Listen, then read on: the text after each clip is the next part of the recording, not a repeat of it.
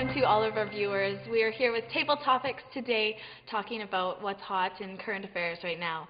So, it is awards season. So we are talking about predictions for, best movies of '08, predictions for the different fashions that people are going to be wearing during the awards. So ladies, what do you guys think were the hot movies of '08 this year? Oh, I saw a lot of them. Did you? Yeah, Okay. I like awards. I mean, there's the People's Choice all the way to the Oscars. They're very interesting to compare. You're like, Reese Witherspoon was in a movie this year. She got an award. But there's 4 Christmases, which people go see. Right. And then there's The Reader and The Curious Case of Benjamin Button. And I haven't seen that yet. No, oh my goodness. This is Brad Pitt's Forrest Gump. Can I just based on an say, F. Scott Fitzgerald. Side note, I think Brad Pitt is the most underrated actor because he is so attractive.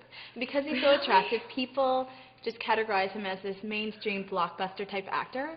I think he's done such a variety of roles. I think he's a great actor. I think he deserves a major award. I liked him. I think that because he's so good looking, it actually takes away from his acting. But see, that's what I think. Because it's distracting. I watch him, I'm like, wow, he's that's why he's underrated. Yeah, though, he's not he's Steve so Buscemi, talented. right? Yeah. It like undermines his ability to play it. I actually talked to a producer once who had done a thing with Ethan Hawke. It was before The Devil Knows You're Dead. It was at TIFF in '07. And he was like, it was really hard to cast him because you're supposed to think this guy's a loser, but he's so pretty. There's Steve Buscemi and there's Brad Pitt, right? So I never liked him before. I didn't. I just thought he was, you know, a pretty boy who could do a crazy out-of-this-world character like in 12 Monkeys or in Snatch. And then when he had to be a normal person, he was kind of wooden. I didn't like his appearance on Friends years ago. I think some of the hardest characters to play are those normal characters when you don't have like a crutch to rely on necessarily. This, he was great. Like, I take back, I agree with you now, Brad Pitt, give him props, good for him. It was a hard, I mean, there's so much special effects in this. They had a body of another actor with his face. His vocalization was completely different than anything he's ever done, and still not some crazy character. He still had to be real. And meanwhile, he's got, what, 6 children at home now? On the more intense side, The Reader. The Reader. Okay, I didn't see that one either. I like Slumdog Millionaire. Oh, yeah. The underdog story. That's the little one that's creeping up, and it's going to take over, absolutely. Yeah. But Danny Boyle, I mean, Trainspotting, he's had a great track record. And then, yeah, have you seen it? What do you think?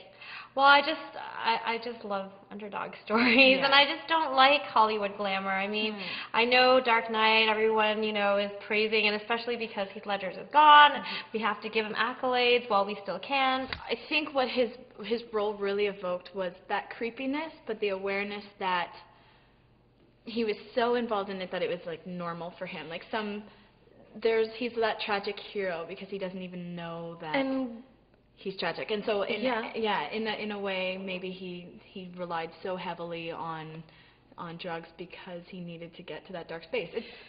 Word is he was pretty clean on that movie, and I have actor friends who worked with him on other films, including I'm Not There, and he used drugs. Like he did. He has a career and throughout it speckled with drug use. So I don't know where it began or how it got to where it ended. But then should we be applauding this kind of artwork? Because what if, like, as an athlete, if you're running in the Olympics, you're not allowed to rely on drugs.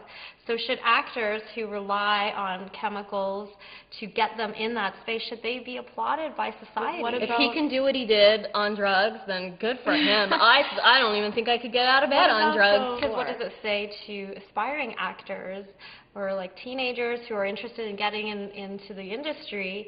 Is it saying, well, in order to reach that level of depth, it's okay for you to walk this path? Well, I have a lot of friends who before an audition, they'll have a shot of something, a shot of vodka. It's liquid confidence for them, and they go in and they're a little bit more relaxed. And yeah, it's a dangerous industry, but I don't think that it would ever be able to be regulated in that way. But why is it then okay not okay for athletes? You know, after the Olympics, they have to do their whole urine test, drug test. Whether you apply the same idea to acting, I don't think you do.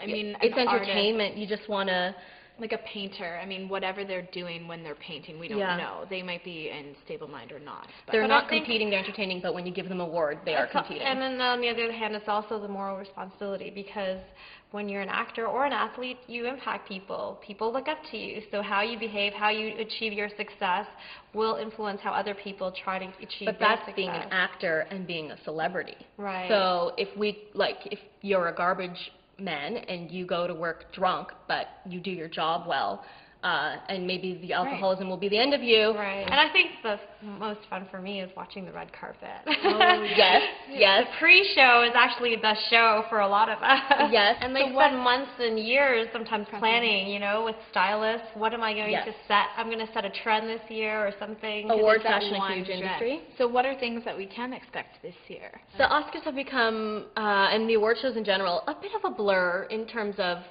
trends. I think a lot of people do pick classic looks because, you know, these photos are going to go down in history. You want to be timeless. And that's kind of a thing about elegance and upscale events, too. You don't want to be all jazzy. Actually, Angelina Jolie, I think she pulls that off time and again. Yes. She always looks like a class, and she has the Grecian features. She just always looks gorgeous. And she sticks to neutral colors. It's very, I mean, when was the last time you saw Angelina Jolie in anything that wasn't like a dark taupe, a brown, you know, black? Yeah, or like blacks, I always find it interesting that the Golden Globes are supposed to be an indicator of what the Oscars will be, but is that undermining them? Like, if there's two actresses in a category, the same category in the Golden Globes and the Oscars, and one wins one time and one wins the other, is the one who got the Golden Globe the lesser of, or are they just I think there's a sense of that. I mean, the Oscar is kind of what you go for. The Academy has chosen you. Yes. It just means so much to an actor. One thing I want to bring up to you ladies is that the People's Choice Awards had a category for Best Internet Sensation. Oh, right. So next year, think of us.